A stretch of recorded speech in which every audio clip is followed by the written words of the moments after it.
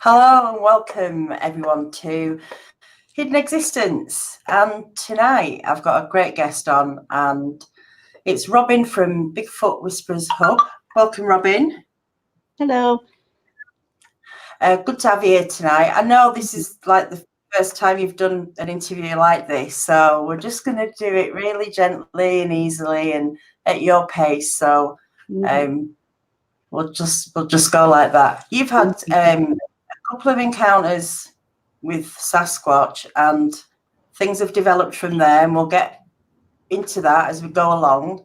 But let's start with your first encounter where you were 5 years old.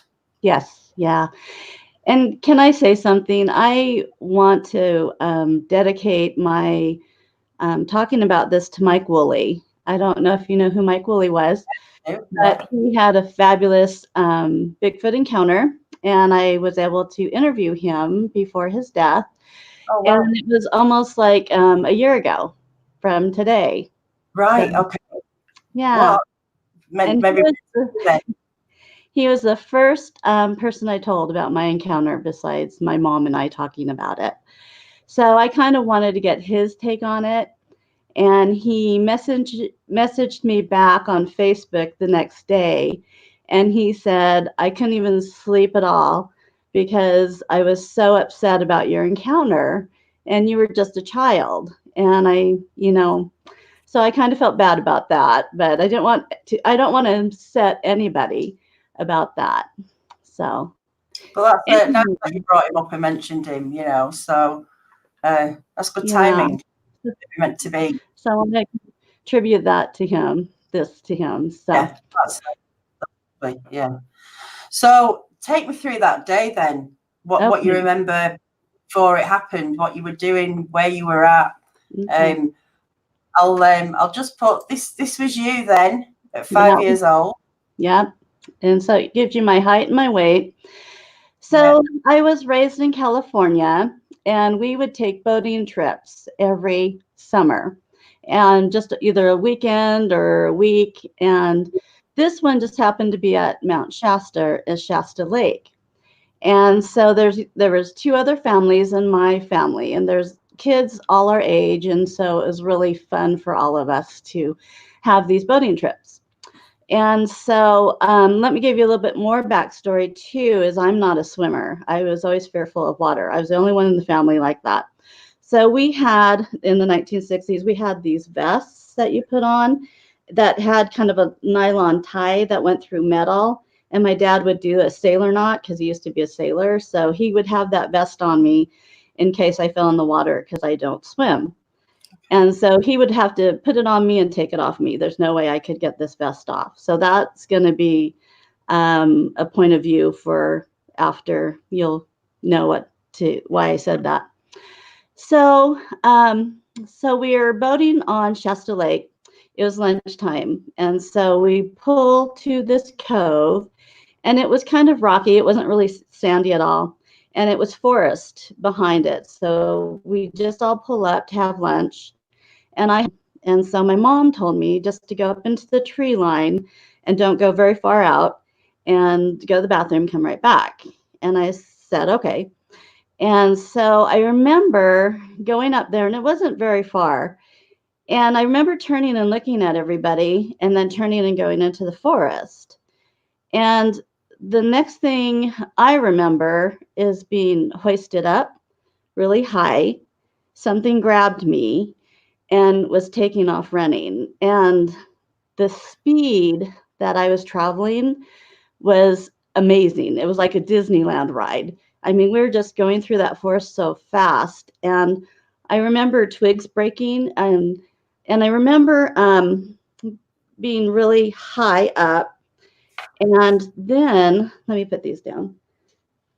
A hand came up to protect my face, I think, from the twigs. It wasn't to muffle me because I wasn't screaming, but I think it was to protect my face. And when the hand came up, because I was facing forward, because it grabbed me from behind, hoisted me up, and I was facing forward. And the hand was bigger than my face as that age, and it was gray.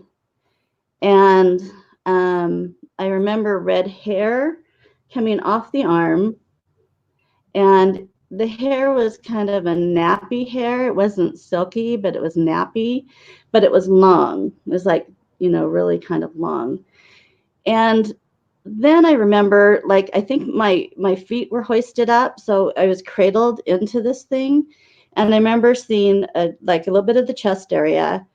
And all I remember after that was the breathing, and the breathing was really deep and just super deep. And you would say this was a monster, as a kid. This monster had me. And then I don't remember anything else. So I don't remember that if I looked at it, because I was then facing it and I fainted. I don't remember anything else from that point on. So all I remember is being hoisted up, running through the woods. I did get a lot of scrapes on my legs, and that my legs were bleeding. And the rest of the story was told to me by my mother. So, well, do you want me to go into her story? Yeah. Well, first, did you pick up any smell off it? I don't remember smell. No. I don't remember anything about a smell. So fast. It was, and I can't tell you, it was just, I was traveling so fast through that forest. It was not natural. It wasn't anything natural that could run that fast. And we were running through sticks, from the trees. It was breaking off the sticks from the trees. And I think that's where I got the scratches on my leg, was from the twigs scratching me. Right. So what happened, as your mum's told you, what happened then? Well, then her story is that I didn't come back. And so she sent my dad up to look for me. And he found my flip-flops, because we had these little flip-flops on. And he found my flip-flops. And so for a 5-year-old girl in a bathing suit with no shoes on, she couldn't have gone very far. So he started yelling my name. And once he started yelling my name, that alerted my mom that I wasn't around. And so she flew to his side. And then the men that were with our group joined my father in searching for me. And so they didn't go really deep into the woods, because they didn't think that I could be deep in the woods. There wouldn't be that possibility with just in minutes. And I didn't swim, so I wouldn't be by the water. So they broke off yelling my name, and the women stayed at the beachfront by the boats and kept the kids gathered up over there, and just wanted to keep them all calm and not let them know. They just said, Robyn wandered off somewhere. We just have to look for her.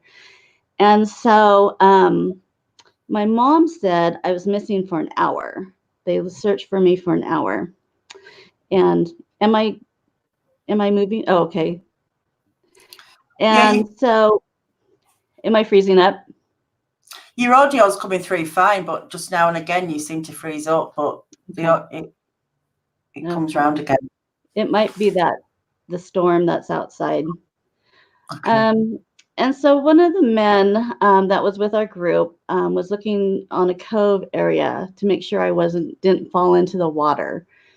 And so he searched this cove, and he turned to go back into the forest, and he was yelling my name, and he heard a splash.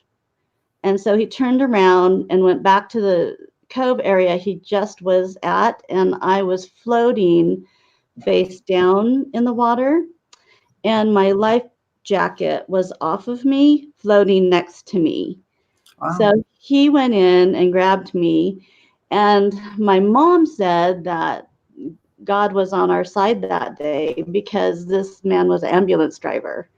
And so he resuscitated me, and he says I was easy. I must have just been in the water for a few seconds, and he grabbed me out and started doing CPR on me. And so my mom also said, because when we were talking, because I never told her what happened to me, because I thought it wasn't real. I don't know if that makes sense. Okay. But I remember when I finally told her what happened to me, She said that's very interesting because the man that found me said he had seen something strange and he wasn't willing to talk about it. Right. So, so I was gone for an hour, found in the water. I don't know if I was thrown in the water. I don't know if I was placed in the water and then my life jacket was thrown in the water to make a sound. I can't speculate because I don't know. But I did have the scratches on my leg, and my dad was very surprised that I had gotten my life vest off because it's even hard for him to get off. Right. Okay. So that's quite an experience then. So well, yeah. yeah. So at 5 years old, how do you process it? Does it just do you just forget about it after a while, or what? Well, they said when they found me and I was recovering that I just put a beach towel around me and we all gathered up in the boats and we went home. So skiing and everything was done for the day. And we had rented cabins, and my mom and dad and the men went to the forestry. So we kids had to stay in a cabin with two of the women, and they went to report it. And my mom and dad came home really mad. It's like they didn't care. I don't know. My mom said that they just weren't very helpful and to go around and look because they thought a person had grabbed, took me. But they said, my mom said I wasn't crying, but I was like in shock. I was shivering, and I shivered for half the day. And I was a very quiet, shy child, so I didn't really speak about it. And we were from the 60s family where you just kind of move on, you know. And I know my mom kind of investigated me to make sure I was okay. And so really the only thing she said was wrong with me was the scratches on my leg. So did you move on from it, or was it something that played in your mind even as a child and later on, or did you manage to? I don't remember, to be honest with you, because I don't really remember what happened to me. I just remember those certain increments of visualization and then nothing. So I do know that we used to explore caves as a family, but after this instance, I won't go into a cave again. I have a huge fear of caves now. I don't know. So at that point, you don't know what Bigfoot is. When you're 5, you. So I mean, you've had another encounter from say. At what point did you think about Bigfoot ever, or did you after that first encounter? No, I did, because as you grow up, you hear about Bigfoot in the movies and things like that. And I have to tell you, I was raised Mormon. And so in the Mormon faith, there's a Bigfoot in the Mormon faith. A lot of people don't know that. But there is a story about some Mormon missionaries in the olden days that came across a Bigfoot. And that I always wondered about that for some reason. And so I think my mom and I kind of figured out it was a Sasquatch at the very end. We didn't want to believe it because it's something that you can't believe, And but when I told of what I saw, we kind of think, and what that man said, he saw something remarkable or unbelievable, and she said it kind of scared him. We never saw that family again, by the way. Yeah, so I can't speculate because I don't know. Yeah, that's fair enough. So what happened with your second encounter then?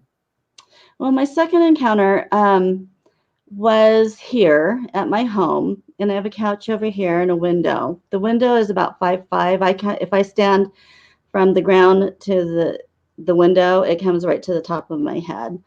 And it was a July day a couple years ago, and I had the window wide open. I live on a corner lot, and I have a street light out front. So it's kind of illuminates a little bit outside. And I was working actually on this laptop, and I smelt skunk. I got this, and it was just a quick whiff of skunk. It was like huge, but I thought, oh, someone must have hit a skunk, you know, that kind of smell. And it caused me to look up, and I looked right at that window, and what I saw was something that you never think you'd ever see. But it was a Sasquatch, and it was only from about here up, from here to here, you know, top of its head. And so what happened is its eyes were glowing. They were kind of a yellow, it's almost like light bulbs or car lights, you know, they just beam.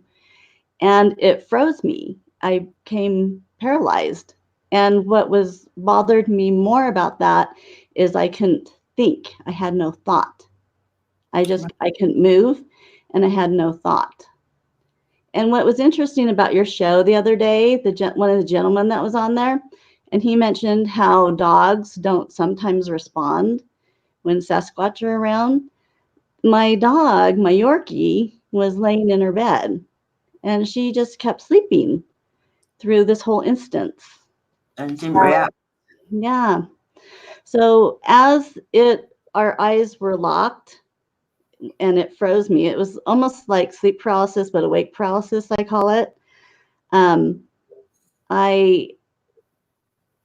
I was just more frustrated that I couldn't think anything, because I hear they're telepathic, and I believe I've done things telepathically with them, which you would see on my channel, but I just went blank.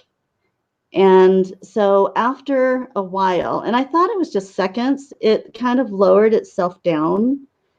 And I thought that was strange too, because wouldn't you just get up and walk away, you know, go this way? But it lowered itself down until it was out of view. And and then the street light was haloing its backside, so I could see the outline. And my light was this light here that was on, and I could see the shine on its cheeks. So I knew the cheeks had no hair on them, because they were massive, and this head was like big. It was a huge head, and it did go to a point, at least what showed from the halo from the street light. And I thought, this is so weird, because I live in a neighborhood, and how can that be that something massive would be walking through a neighborhood at 9 o'clock at night? And it's happening though, isn't it? It is happening. I've got people in the chat tonight that it's happening to. Really? How tall is that window? Well, I'm 5'5", so I come to the bottom of it. I can't see into the window at all. And then about 2.5. It's almost like a medium-sized bay window. So it's pretty big, but the window was fully open, so there was no window reflection. So it was a screen. So I was seeing it through a screen. Okay. And those eyes, you know, they were like headlights. So yeah, so go ahead. The light wasn't reflecting on them. Mm-hmm. This was light coming from them. Out of it. Okay. Out of it, which is, I know that's bizarre, but they weren't red eyes either. It was more like a light bulb. Okay. Yeah. So did you think there was, I mean, I know you're talking about telepathy. I mean, mind speak being the same thing. Were you getting any message off it, or anything you were picking up? Nothing. Just that complete. But you have to understand too that I thought this was only lasting for seconds. And when I had looked down prior to it happening, because I was thinking I need to get to bed, it was about 9:30. And then when I looked at the clock again, because once our eyes broke apart, I could move. And I popped off the couch, and I stood up, and I ran to the back of the house because I was scared. And I thought, I only have a screen between me and whatever I saw. And so I'm pacing my room thinking, what do I do? Do I call the police? because what do? Do I call friends? Who's going to believe anything I say at this point? And so I looked at the clock and it was 10:30. So I lost an hour to an hour and a half of time. So it lasted longer than I thought. So something was happening. I just don't know what. Yeah. So let's go on to the telepathy. I'm sure we're going to go back to, I'll go back to the other encounters as we're going, because I think it's all going to kind of be relevant. So what's the telepathy then? How has this come about? My telepathy with them? Well, when I was, you have to understand too, I'm intuitive, and I was adopted. And so I would know things. My family made a joke that I would know when the phone was going to ring, because I'd run downstairs and they're going, "What are you doing?" I'm going, "Waiting for the phone." And they go, "The phone's not ringing." And then it would ring. So it was a joke that Robyn always knows when the phone's going to ring. And then in my 20s, I started helping on cold cases. So I started helping with detectives, and it was funny during this time that this Sasquatch came to me. I was helping on a cold case at the time, and I was getting messages from a white Sasquatch that I actually saw, like I do people that I tune into that have been deceased, that I get information from. So, and I started my YouTube channel because the messages that I was getting from the Sasquatch were beautiful and spiritual. And I didn't want to keep all this information to myself. So I thought, I'm just going to start a channel. I'm going to put a channel up, and just whoever comes to it's meant to come to it and listen to the words that are said, because it was so beautiful. But the experience I had, I don't know if by me working telepathically, speaking to Sasquatches, and I have one particular that I do speak with, I don't know if I called it in to me, that it came to find me because it was honing in on me or something. I know that sounds weird. Yeah. Well, can we talk about the cold cases that you were doing? Can you give us some examples of the kind of things you worked on?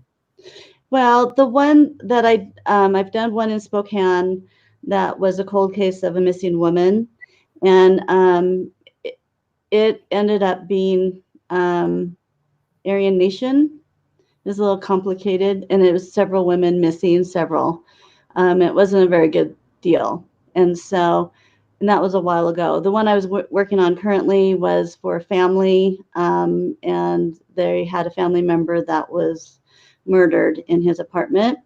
And so I was trying to help with that, and trying to bring him in and get information for their investigation, I guess you could call it. So usually when I do cold cases, I never charge for them because I don't feel like it's something to charge for.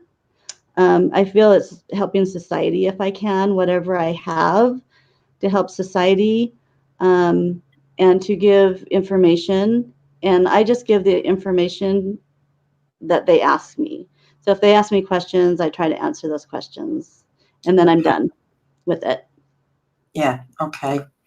So what messages is a Sasquatch giving us? Well, I have so much on my channel. I think a lot of the information that I have received is that there's different types of Sasquatches, communities, they do travel. And I feel with what I've been given is they've been here since the beginning of time. They've been walking the earth longer than we have. And they're here for a reason. I haven't really honed in exactly what that reason is, but they will give you what you give them. And I know Mike, when I was talking to Mike, because when he heard that a Sasquatch came to my window, he goes, "Do you have a gun?" And I go, "I don't have a gun," because you need to get a gun. And I go, "No, And I go, because if you're pointing a gun at a Sasquatch, then that Sasquatch is going to retaliate against you because you're threatening its life or its family's life that you're pointing it at. So I think there's different levels of Sasquatches, and I think there's rogue Sasquatches, just like human beings. But there's also very spiritual ones, and those are the kind that I like to hone into, is the more spiritual, like wise elders, things like that. So what are the messages that they're giving? Or what are they trying to, do you think, say about what's their main message, do you think? I think it's time for them to come forth. You're going to see them wanting to communicate more. They're willing to communicate to us. And I know people call it mind speak, telepathy, but I think there's going to come a day where we're going to be one-on-one with them, certain people that understand them, love them, and communicate with them and aren't scared of them. And I think they're kind of showing themselves to us more and more and more. So we become more familiar with them. So if there comes a day where we meet them, or however it happens, we aren't scared. So we're being primed up at the moment, do you think, with all these encounters? What was that? I said these encounters are trying to prime us up, I guess, for when it's going to happen, if it's going to happen. I think we're being prepared for something, yeah. Someone said, sorry, Pam PR, how do you know it's Sasquatch that you're communicating with? What's the process of how you do it, and how do you get your messages? Yeah, well, that's a really good question. When I was working on this last cold case, and the Sasquatch came through, and I used to call them a monster, but this one was white, and it appeared to me in my house, and it was white, and I got off my, I was at the computer over here, and I got off my chair and went to go into the kitchen, and I ran right into its legs, and it bounced me back into my chair. Right. But I would not look up because I didn't want to see its face. Okay. But I'm 5'5", and I think I hit its thigh, and then it dissipated. And so it told me it was a Sasquatch. I can't prove anything, all this is out of the cuff. And I just have to believe it feels good. It feels right. It feels like a Sasquatch. And I think you have some pictures of some scrying that I've done, because I wanted to see what they look like. Yeah, they're interesting. We'll get round to them. Okay. So what else are you getting off these Sasquatch? Are you just communicating with one or a few of them, or how is that? Actually, I'm communicating. Oh, go ahead. How are you getting the words into your head? Are you hearing them talk, or are you hearing a message, thoughts coming through? That's your own voice, or how does it work? Well, this last communication with this cold case, I started channeling, and I've never done that before. So I decided to start channeling, and how it came out, the channeling came out, was through meditation. And I started meditating, quiet my mind, and I changed my life a lot. I decided to raise my vibration as high as I could by keeping negative things out of my life. I haven't watched TV in a few years, and I tried to be on the same plane as what I was talking to. I know that sounds kind of odd.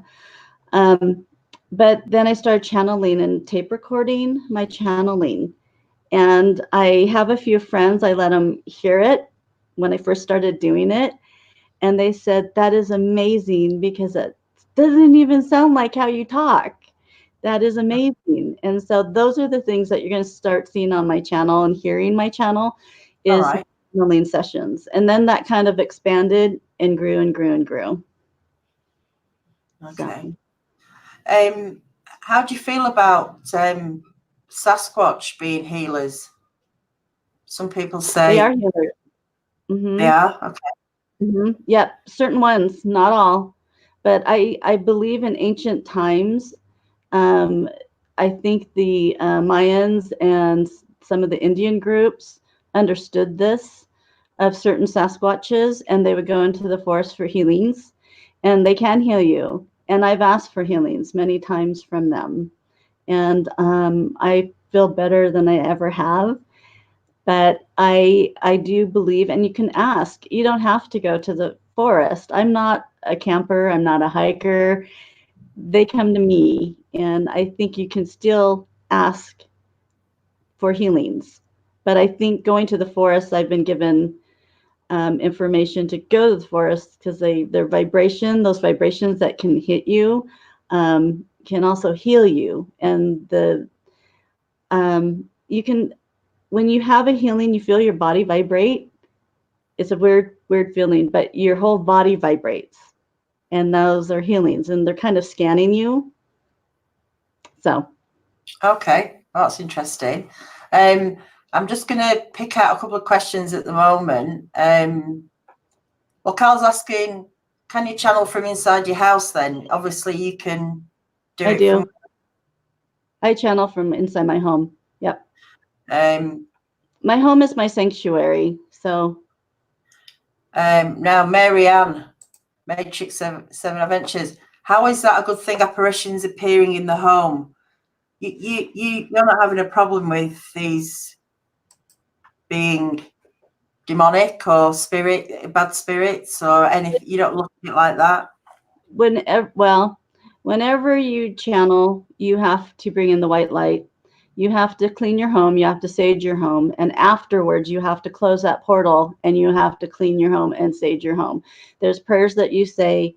This is funny you said this, because I also do readings for people. And there's a reading I do where I channel their guides. And so I take a whole day prepping and trying to connect with their guides and their higher self. And I will do a reading for them, and then I will channel. And it's directly for them. It's issues for them. And it's through channeling. I was busy and I forgot to close the portal afterwards. And I just took off and did what I needed to do. And I went to bed that night, and I had a shadow figure in my house, and it came from this person. Something dark was attached to this person. Now it was coming to me, and so it took me 2 nights to get rid of that shadow person. And it was very interesting because even through the whole prayers that I did the first night, I've never had this happen before, because I was trying to force it out of my bedroom, and it went into an orb, and it flew right by my face, and then it just went into another bedroom. So then I knew I had to get this thing out of my house. So the next morning, I thought I had it out. The next morning, because I put crystals and everything at all 4 corners of my room, the next morning I was woken by it, like it was parallel to my body while I was in bed, and it said, "You forgot to put something on you." So I forgot to put protection on me, and it went like this to my sides and went dink, and then it flew out, and I went, "Oh." See, I'm still learning at this. I'm still new at this. I'm not what do you call it? I'm still learning at what I have. And so then I learned, oh, I forgot to put something on me, and it taught me a lesson. So anyway, we got it out of the house, and I learned a lesson from that too. So I have to be careful when I do sessions and I channel too. So you're exactly right. Things can come in. That's interesting how that's happened. Where's the one here? Sorry, it's Lady in the Woods. Hello, Dee. If they're healers, can they make people ill as well? Is that maybe referring to the effects of people that get this infrasound or the EMF thing, where they're feeling you know, headaches or nausea or? Not, you know, I don't know on that one. I've not had that personally happen to me. I would hate to say they're mischief that way. And I do believe that Sasquatch have to live by laws, else we would not be here, because they would have taken us out a long time ago, because they have the strength we don't, in the early days. So there is laws, and I think they have consequences for crossing the line on some of these laws. And if they are mischievous that way, I'm sure there's a consequence for them, you know, if they do something like that to a human, because we have free will, and I don't think they're supposed to mess with that free will unless I think they're threatened in some way. Okay. Andy gone fishing. How do you raise and lower your vibrational frequency? Is it through meditation you do that? Mm-hmm.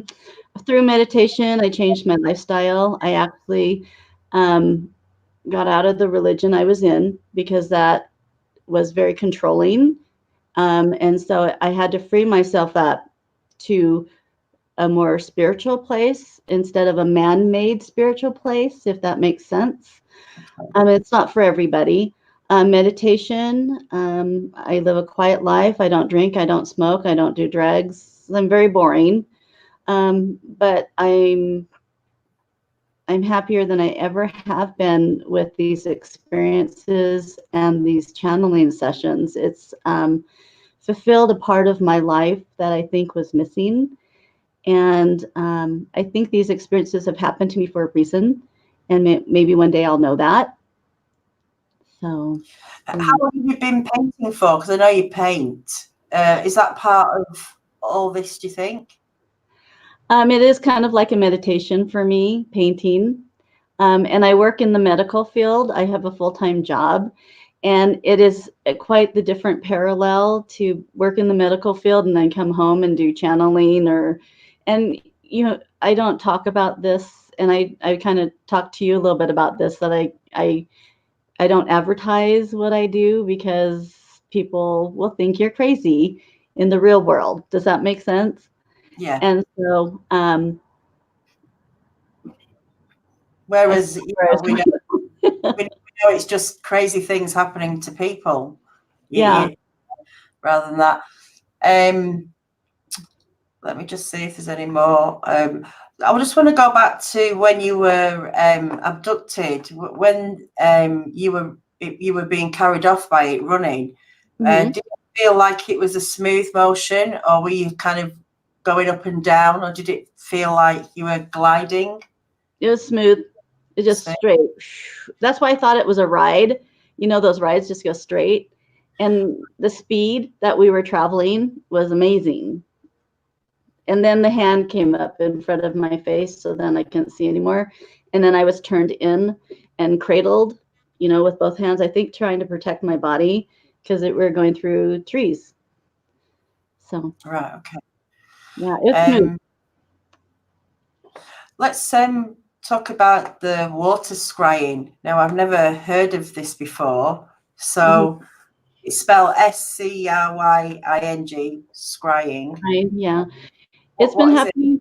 It's been happening for 100 years. Also, scrying in my mind was evil because that's how I was taught. But to me, now that I've learned so much more, it's another form of communication. So all these are just avenues of communication. What I do, and actually I learned about it on a YouTube channel from a paranormal group. So what I do is I have a bowl. It's a black bowl, which is good for photography. So I have an art table. I put a black bowl on my art table, and I put some crystals around it to get it charged. And then I do meditation. I clean the home. I clean myself through the white light. And I always do the white light of Jesus Christ. And then I have my camera in one hand, and then I put my other hand in the water. And then I move my hand back and forth to energize the water. And then I start just taking pictures. And I do ask questions as I'm doing this. And so I wanted to see what my Sasquatch looked like that I had been communicating with. I said, I think I'm ready to see your face, because the face is the hardest thing to look at. So, and that's Oh, this is interesting. Now this is the 411.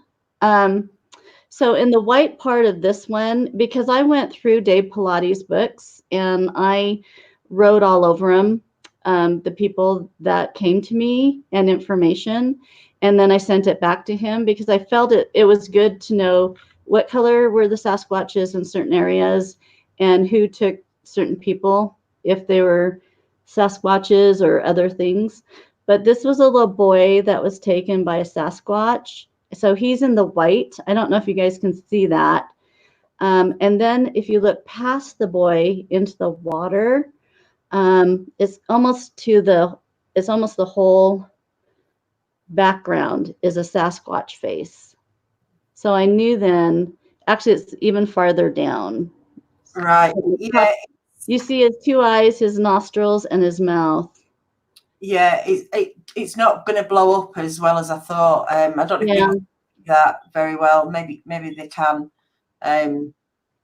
So I have these on my Patreon channel. I don't charge for my Patreon channel, so a lot of these are on there free. So you can go to Robyn Hyatt on Patreon, and you can just scroll down, and you can see those for free and look at them.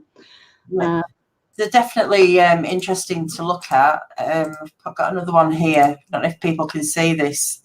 And that's my Sasquatch. So you're looking not at the white, you're looking at the fogginess of the water. Yeah. You can see the eyes and kind of the head. And so those are just, and it's not my face because I have a camera in front of my face. So if it was my face, you would see a camera. Yeah. Yeah. It is fascinating. There's been a few questions. I'll just get them off because I should have said we'll do the questions at the end, but people are throwing them out as we're going. So this is an interesting one. Thanks, Jacqueline. Have you done any regression for the answers from the abduction? I have thought about it many, many, many times. And I did do, I went to a shaman to do a regression, and she took me too far back. I went into past lives. I just wanted to go back into my childhood, but I skipped that and went into past lives. So there is a lady here that is willing to do that, but you know, it's $400 to do it, and I can spend that $400 doing something fun. Yeah. So maybe one day, you know, but no, I haven't done it yet. Yeah. Okay. Sorry, I've got the thread of the. So, what else? So you've had other. What about paranormal? Can I answer a question on here? Oh. Does the government have Bigfoot working for them? Can I answer that? Yeah, of course you can. I have heard and kind of had a remote viewing on government, and I have actually kind of seen facilities through remote viewing, and yes, they do have them, and they are underground, and they are in glass cages with some sort of metal so they can't go in. It blocks the Sasquatch's energy. But yes, the government knows about Sasquatch. They have Sasquatch. And I think they have people working there that are telepathic that communicate with the Sasquatch. And I do firmly believe that. Right. What are you basing that on? Just a communication and visual seeing through. Right. Oh, that's interesting. As you say, I can't prove any of this. So yeah, well, it's not. Yeah, and you don't have to prove anything. It's just interesting to hear what you're experiencing, and you know, I think none of us know what's going on with this subject. So any clues are good to, you know, or opinions and experience good to listen to. Yeah. Was that first pitch on the Scrying of Dennis Miller the boy you were thinking of on the phone? He was the towhead one. I'd have to go back to David Pilates' book and take a look at it. it was very interesting because I'm going to talk as a psychic intuitive right now. I felt like I had people lined out my door. When I got his book, it arrived. So did everybody else that was in the book. And I learned I can't do that. I can't read books like that because then I feel responsible to help. And I spent my week off I had going through all these people, and they would come and tell me what page they were on and what their name was, and I go to it, and then I wrote on the book everything that they had told me. And I never believed in Dogman. I thought that was fabricated, and I learned that there is a species that is like Dogman that is taking some of these people, some of these hunters. They call in when they call in, and I'm not a hunter, the moose or whatever they do to bring in the animal, then they bring in something else that wants that animal too. And so I learned a lot about the Dogman going through his book. So what do you think? They're sort of lab rats, these dogmen, or they are actual creatures, or? They're creatures, I feel. I don't think their name is Dogman. I think the Indians had a name for them. Wendigos. Okay. I think that's the name. And I think they're created entities. They're not God made. Where I feel the Sasquatch is God made, but I feel these other species are made by something else. Okay. And they're not good. So, they're not good. Yeah, I get from the Sasquatches that they don't like them. What else do the Sasquatch not like? Is there anything? Is there a reason why they, have you figured out why there was one looking in your window? Why they're not just staying in the woods, or why are they coming to people's properties? The reason I have had other people just speculate, and I don't know, but other people speculated that I was getting a download. And they asked me if my intuitiveness was stronger after that, which I never even thought of. And I think, yeah, I think I'm more receptive. And I'm a very sensitive person, which is really hard in the medical field.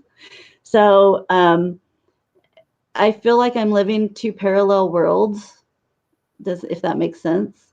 But I think something happened it was doing something to me, I think. And yeah, I feel a lot different after that experience. Okay.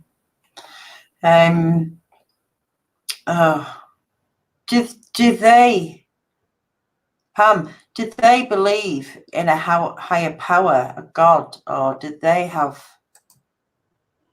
does Sasquatch have something a lot of people think they're Nephilim, and I don't think so. I don't think they're angels. I think they're just a species of people that we don't understand because we don't have the same whatever they have. We don't have that. What was the question again? Sorry. Do they do they believe in a higher power or a God or anything like that? I think they do believe in a higher power. And someone said something about Jesus dying for them too. And I think that's incorrect because Jesus died for us. Jesus didn't need to die for them because I don't know if they have sin, but Jesus, it was for us, not for them. It'd just be like your cat. Did Jesus die for your cat? No. But Jesus is he died for us because we have, he died for us for our sins because we have that. So I do believe they believe in the higher power, but I think it's different. Okay. Would you know any other ways of how they communicate to one another, as in wood knocks and things like that? Have you put about that? No, I am trying to figure out the X's because I have X's. Oh, and I forgot to tell you where I called a friend the next day after that Sasquatch was at my window. And he told me go outside right where it was. And I did. And there was 2 pieces of wood in an X right where he is standing. So that X, I'm trying to figure out what these X's mean. Some people say they're evil. It's bad. I don't know. I think it's just a form of communication, and it is just trying to let you know they're there. That's all I've gotten so far, and I don't know anything about the communication, the whistles, the wood knocks. I don't know anything like that. Okay. Kevin, do you feel they never sinned against God like Adam and Eve did in the garden? I don't think that was their mission. I don't think that. I think their life on this earth is something different. I think they're caretakers of the earth, and I think they would be happy if they never had to deal with man. And I think I don't think that was their mission, is to do that. It's ours, not theirs. Okay. Any thoughts on, let's say, the aggressive Sasquatch, or maybe the not so pleasant ones that are scaring people, throwing rocks, unwanted mind speak, and bluff? Why do Sasquatch scare people, throw rocks, bluff charge, and unwanted mind speak? I'm thinking that there was a story a girl told me that she was chased out of the forest by one, and she was a forestry girl that was in training, and so she had to go to a certain point, spend the night, survive, and leave. Well, she was chased out by a female Sasquatch, and I think that sometimes they do that because you might be in danger. They want you out of there because you're in danger. You're in danger of either a bear, a mountain lions coming. I think they know certain dangers, so they want you out. Also, maybe you're around their family. Maybe you're around their home. They want you away. They don't. And I do believe a lot of the Sasquatches live underground. So I think there's mines, caves, coves that they can exist in. And if you have a baby walking around and a human walks up, you would sure get them out of there. You do whatever you could without hurting them. Yeah. So I think the Sasquatches that go to the point of harming a human or hurting a human, they're provoked to do so. Yeah. But then I think there's bad Sasquatches too. I think there's angry ones, rogue ones. Maybe they had experiences with humans that were very negative and they hate you, you know. So, but I do believe they have a law that they have to abide by. Yeah, it's interesting perspective that saying that they're doing it to get you out the area for your own safety. I kind of look at it that, you know, they throw a rock, but they never seem to hit people. So it's, you know, they're being careful, even though they're trying to create some sort of, you know, urgency in you know, getting you out of there. And I think, I mean, obviously I can't talk from experience because I've never ever had it. I've never seen one, and I really don't know how it feels. But I imagine when you're scared, you're gonna think of that encounter as being scary, because it probably will be by what you're seeing. But that doesn't mean to say that's what it was. You know, if you think of it from the perspective of the Sasquatch, maybe they're just as scared as you are in a sense, but they're just a lot bigger, and you know, it comes out more. I don't know. Well, they know their environment. You're in an environment that you probably don't know as much as they do. Yeah. there is that as well. And it's not something I would want to search out, is Sasquatch. I know there's a lot of people that are searching out to find them. That's not something, you know, it's scary. They're huge, and they're, to me, like monsters, like we grew up with. And it's, unless you know the more kinder spiritual side, that's the only side I really want to learn about and see. Okay. There was another question here. Look up Colorado Bigfoot. He talks about the language of Bigfoot. Well, you know Mark, don't you? So yeah, well, I don't know him personally. I just know him through communication with him and his channel. So that's our Fair Western Plains. Do you believe, hello Rachel, do you believe they can cloak? I think they can. And I'm not sure how. I'm not sure if it's a grid or a vibration. I've heard grid before, that they can walk through a grid, or because I have had an experience too where I've walked by a tree and a face appeared in the tree. It was in the tree, and it was a face. And I thought, you just stand there staring at that going, how's that face in the tree? I mean, and then it moved. It was the most bizarre thing. So I'm not sure how they work with nature, but I think that they can do it. Okay. Okay. Have you ever seen anything? Well, what do you feel about orbs then? Do you think they're spirits? I think so. With the experience I just had with it flying by my face, that shadow figure, I don't like them in my house. I always look when I do videos to see if there's anything flying around, and I've never had that happen before. And I know there's a lot of orbs, you know, people take pictures outside and they get a lot of orbs. I think it can be spirit, and either good or bad. I don't think you can defer which it would be. But I'm not fond of orbs myself. Yeah, this is where I get confused, is that either spirit's good or bad. For some people, a spirit is either good or, you know, it's not the two. Either spirits are good or bad. Well, they're not, you know, they're not good. So I don't know how we can have good ones and bad ones, and put, you know, we can't put them all in the same box, can we? No, because some are deviant and some can be evil, and they want to attach themselves to you for a certain reason. And you just need prayers, you need protection, and you need to be conscious of that. So if you work in this kind of field, you need to be conscious, highly conscious of your environment. And when you work in the medical field, and you're working around a lot of sick people, there can be a lot of darkness around certain people.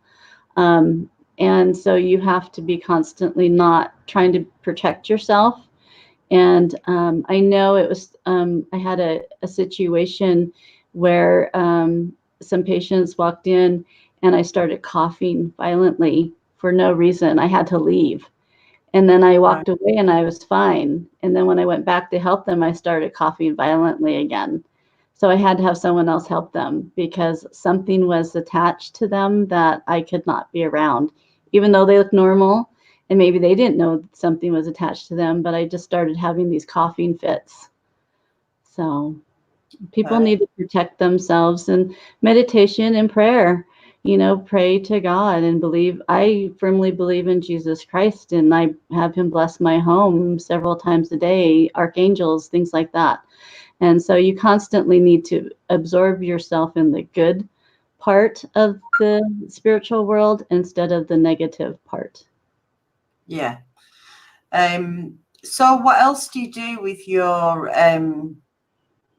intuition, you know, with your abilities? How else do you use them to help? Well, since I was adopted, I searched for my birth family, and I found out my birth father was in Hollywood. He was a child actor. and he had passed.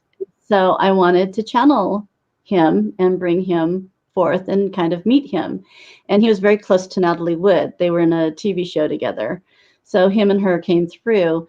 So through that experience, I started channeling celebrities too. So if they come forth and they're good people and they want to speak, that's awesome. I give them a voice. And I think my most profound one was Steve McQueen. That seems to resonate with people, and he was one of the first channeling sessions I had. And so it's just very interesting. And some of them that Kurt Cobain's was very interesting. And I try not to channel negativeness, but I felt he had, he wanted to say something, and it was very strange because I don't really listen to music, and I kept singing a song, the same song over and over, and it lasted for 2 weeks. So I finally Googled the lyrics, and it was one of his songs. So I knew he wanted me to channel him. And I think that if you go on my site and listen to Kurt Cobain's, very profound. And I backed away and let him come through and use his, and my voice was his voice. One person told me, that doesn't sound like Karen Carpenter. Well, it's not Karen Carpenter, it's me. But it's her words that she is saying. And if you want me to sing, I can guarantee you it's not going to sound like Karen Carpenter. So that's the fun side of it for me. Yeah. So these, let's call them energies then, that are still wanting to say things or pass on messages.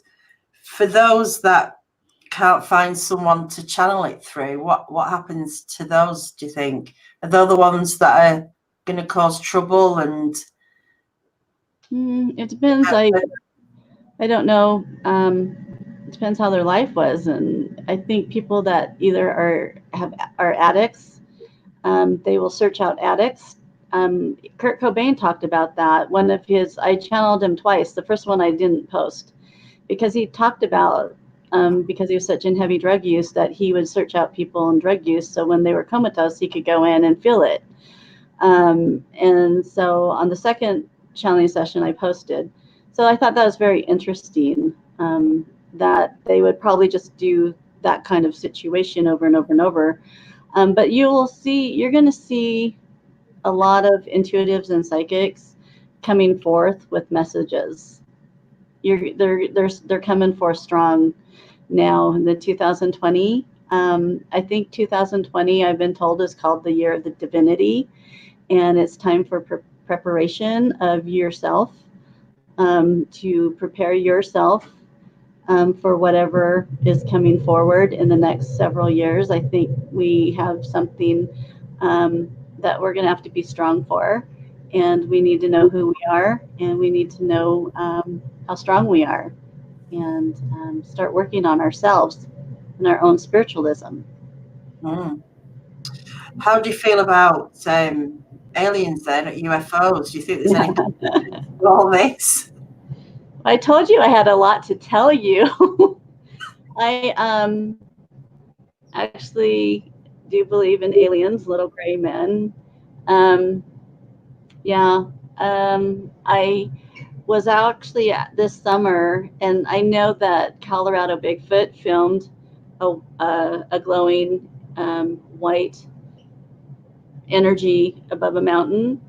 And then after that, a month after that, a neighbor and I were talking, and I have a mountain over here, and it's a ski mountain, and it was summer, and I saw the exact same thing, and it was big, and it was so bright. It was like the sun, and it was moving sideways, and then it'd go down, and then come back up, and then it'd go away, and then it came back. And we're just standing there watching this thing. And of course, do you think I could get my phone? No, I never think of filming things. That's just, but and I think in Australia, they just had a mining camp videotape on MB333, just videotaped a UFO 2 days in a row. that was going up and down. It went down to the ground and back up. So there's things that are happening. We're going to see more and more of it, I think. Why do you think now, 2020? What's I think we're on a cusp of something. We're a cusp of change. I think a lot of intuitives and psychics have gone through high awakenings, and I think we're here to help other people go through their awakenings and opening up themselves. There's times that I think that are just coming that are going to show more of the reality of this earth. Does that make sense? Yeah, in a way. There's so much we don't know about. I mean, there's a lot here that we don't know about. Yeah, exactly. What's keeping the masses from knowing Sasquatch or having an encounter, do you think? What's keeping the masses from knowing Sasquatch? Fear, government. I don't know if the Sasquatch want us to know about them unless they choose. I think it's their choice to choose you. You're not going to go choose them. You're not going to just go say, hey, I'm going to meet a Sasquatch today. I'm going to walk around the forest till I find one. No, it's their choice. I mean, this is all about them. They don't have to prove anything. And people that do want to go film them and stuff, that's great. But it's their choice to let you see them. Does that make sense too? So. Yeah. Cal, do you think they're attracted to ill people, or do you think they're attracted to creative people or artistic people? I think they like the music. I know there's people that go into the forest in Washington State with flutes and drums and stuff like that. I think they enjoy that. I really don't know for sure, to tell you the truth on that.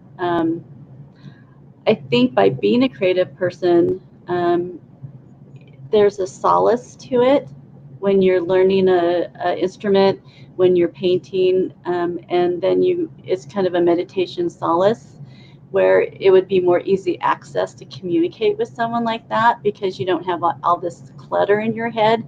You're clearing out that clutter, so you're more able to absorb messages and feelings and thoughts. Yeah, that makes sense. Yeah, because when you're zoned into what you're doing, you do kind of forget everything else, don't you? Yeah. So what else have you experienced in, say, paranormal way? Well, I mean, you've experienced loads of things, but what else that you haven't told us about? Well, let's see. Well, I know when I was young, after my experience with the Sasquatch, I would talk to my people, or talk to my family, my people. I would talk to my family that I would see people in my room. And it totally freaked them out because I would describe the people. And so I remember my dad securing the house, thinking someone was coming in to our house at night and coming into me, talking to me.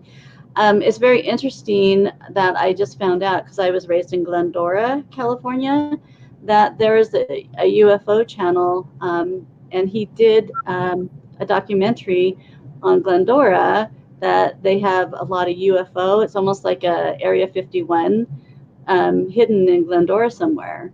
And I thought that was very interesting because I was very scared of white lights that would come into my room. And I remember seeing those round white lights, and I would hide under my covers when I saw those in my room. And that's all I remember. So there's obviously some connection there. Yeah. Quite likely.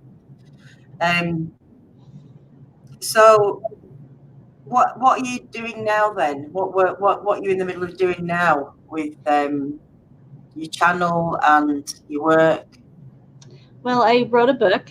I took 3 months off this year to work on myself and get to the highest level I felt I could get in kind of meditation. I'm studying, I'm praying, and I decided to do a meditation and channeling session of ancients. I want to know of our past. And so I wrote a book of channeling sessions, and it took about 3 months, and it really gives really good information from Adam and Eve. And what I thought was very interesting, the information I was getting, that we go through stages in this earth, and it seems like things change when blood hits the earth. Like the first blood of man that hit the earth went through a change. And every time blood hits the earth goes through a change because the earth feels that blood. So it was a very interesting information given to me about the levels and the stages that we're going through and how we as man create that. There's a lot of blood now on the earth, isn't there? I mean, yeah. So, Yeah. Here's a good question, actually. Have you ever seen into another dimension while awake, not channeling?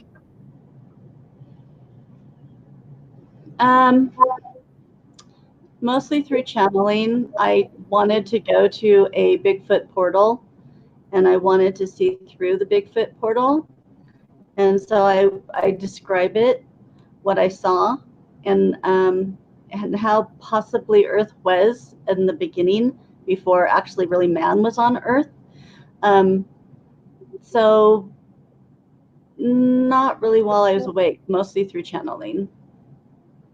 Because there's things I want to know, and so I ask them, and then sometimes I don't want to know some of the things that I ask. I have to be careful what I ask for, because I asked one time, I wanted to see how many species were in the universe, and I had a really scary experience with that. And I have a lady I go to who's a shaman, and she goes, "You got to stop asking these questions because you're not ready for what you're seeing.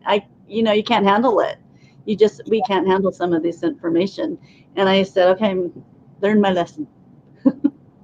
Can you share any of that experience? Well, I can. You want to hear it? Yeah, if you want to. Yeah. So I asked for that, and I have a 8x10 frame on my dresser, and I heard some noises in my bedroom, and I woke up. And when I woke up, I was facing that dresser, but I was in sleep paralysis. I couldn't move. And and I do believe there's ETs that are shorter. They're shorter in dimension. It was sitting on my dresser, and it was looking down, and it did mind talk to look at the frame, the picture frame, and there's just things shooting, like pictures of entities and spirits and crazy things, and I like reptilians, and it was interesting. What I was thinking is like, oh, I've seen that before. Oh, and it because some of it was familiar to me, and I didn't know that. But when that ET raised its head, turned, and looked me in the eye, the hairs on the back of my neck raised. I was in so much fear of that ET thing looking at me. And then I think it saw that I was scared, so it went like this and it put its head down again. But it looked at me twice, and every time it looked at me, I was petrified. I was more petrified of that than what was being shown in the picture frame. But it was very interesting. Like some of it, I said, "Oh, that's familiar. Oh, that is awful," So. Wow. So you have to be careful. Yeah. I was going to say, what else do you think's through the portal? But obviously, there's lots of things behind there. If that's what you're seeing. And I do think that on the earth in the forest, I think there's different entities also residing on this earth, And I do think that when the Bigfoots do chase you out, sometimes they're wanting to protect you. They want you out because they know what's in there. They know, and sometimes I think they're protecting us, even though it's a scary situation. So why are these things hanging out in forests and woods? There seem to be these places and cemeteries. Why are they picking these places, do you think? Well, I think it's space. I mean, we have a lot of this world that's forest. And I think we humans live in a small, little compacted areas. And I think the Sasquatch want us to stay in our area. And they have all this land, because we really have a lot of land that is forest. And so I think I had a challenge session of something that lives in caves that comes out at night to feed. And it doesn't feed on humans or anything like that, but it wasn't normal. And so I think there's just things out there that we don't know about. And I've heard stories from other people that see strange things besides Sasquatch. Yeah. There's a lot of strange things that are out there. Yeah. It kind of makes me think twice now about going out late at night. But I guess they can be there at any time if it's about frequency and vibration. We could be walking out of it all the time. Well, I'm personally more scared of man at night than I am of Sasquatch at night, to be honest with you. I mean, you need to, as a woman, if you're walking around at night, you need to be careful of your surroundings. Yeah. Has anyone got any more questions? Just have a little look back.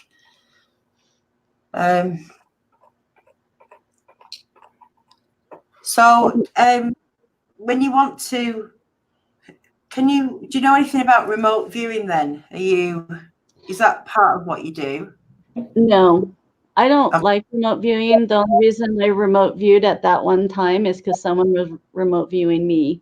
I know that sounds very strange, but some people abuse remote viewing. We have a gentleman here that's a high psychic, and he remote views women. And you have to block him. There's ways you can block, and it's called shields up, and you have to do certain prayers to block people.